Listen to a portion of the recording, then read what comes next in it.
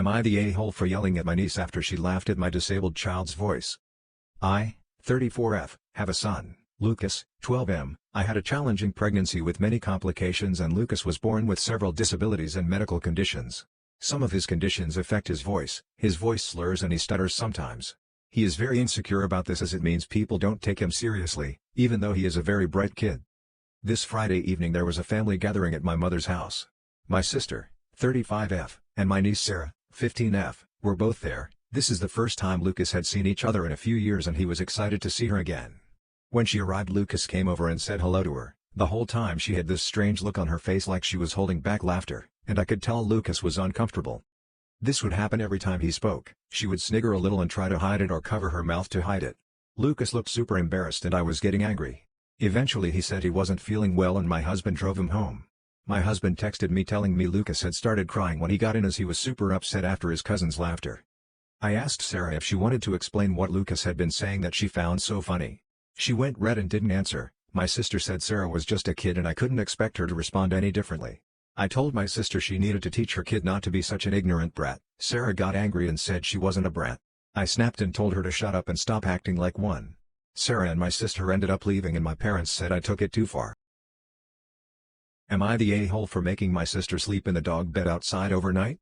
So I'm currently in a leg and arm cast due to an accident, and so temporarily moved back home with the rents and my younger sister.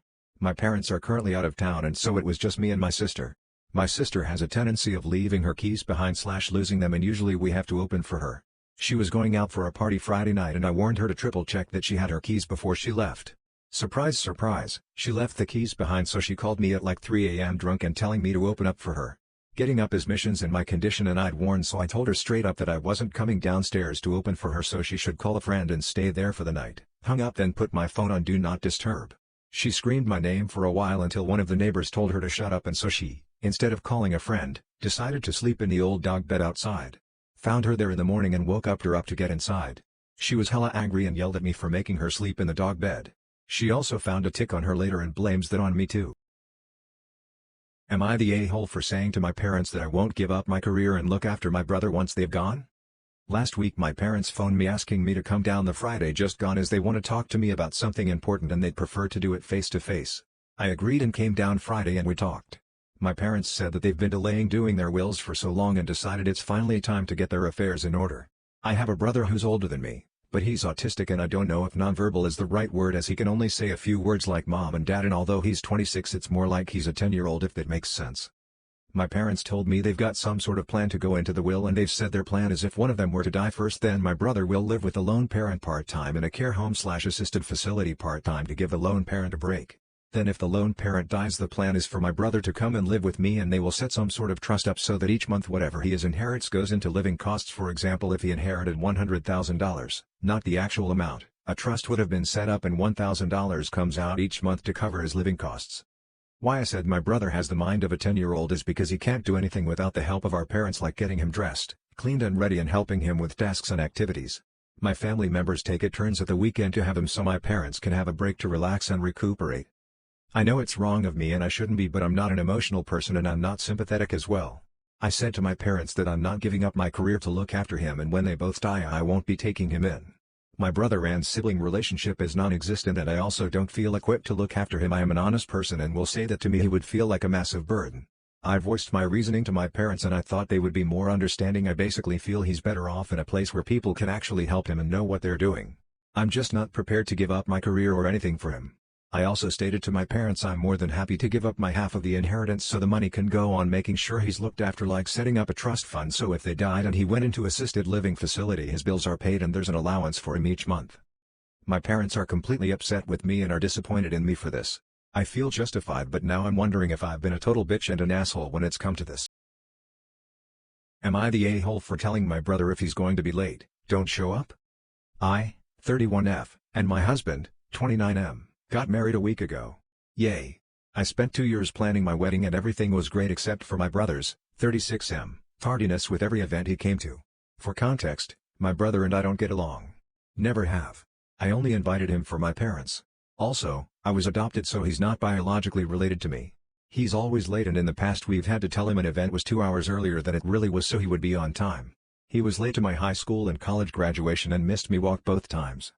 When I was sending invitations, I put an extra note in his that read as follows: I know Mom, Dad, and I would love for you to attend, but if you're going to be late, don't bother showing up. Your girlfriend and her daughter are welcome to attend with or without you. He called me for the first time in years and cussed me out for the note.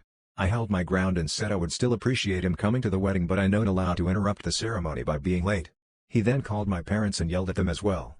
They said it was my wedding and they stood by my decision. He came to the wedding. But he walked in as I was walking down the aisle and walked past me to his seat. I was horrified and embarrassed and mad. I didn't know exactly what I was feeling in the moment, but it was a mixture of things. After the ceremony, my dad and my biological father, who I've become close with over the years since I met him, both spoke to my brother about how that was inappropriate and rude. My brother didn't care and asked where the bar was. He was forced to leave. Am I the a-hole for letting my child ride her pony to school? My 36F child, 7F, asked if she could ride her pony to school last week. For context, we have a small paddock attached to our home where we keep 2 horses, one for me and one for my child. Every morning before school my child gets all of her pony chores done before we leave, and we normally walk to school, which takes around 20 minutes. We live on the outskirts of a fairly populated city where it's not uncommon to see horses occasionally, but we are by no means in a rural village. I agreed to let my daughter ride her pony to school because I thought it was a harmless, fun thing to do, and also it gives the pony some exercise, as we had evening plans and wouldn't be riding that evening. We arrived at the school gates and of course gathered a little bit of a crowd, which wasn't a problem. The pony is very good and lapped up all the pats and strokes from kids. One girl came bounding over from the year above my daughter and started shouting at me saying she wanted to ride. I politely told her that she couldn't because she doesn't have a riding hat and she would have to learn on a safer horse. She immediately started hysterically crying and pleading with her mom, saying he wanted to ride. Her mom looked at me with disgust and said, "See, this is what happens when you have no self-awareness and bring a effing horse to a school," and stormed off, dragging her kid with her. I was a bit taken aback but ignored her, sent my child into school and walked the pony home. I was talking to my friend this weekend and she said I was in fact the problem and I was blatantly showing off and should have known that this would cause upset and problems. My response is, I turn up to the school gates in jodhpurs and boots regularly, so everyone probably knows I have horses. Is that showing off too?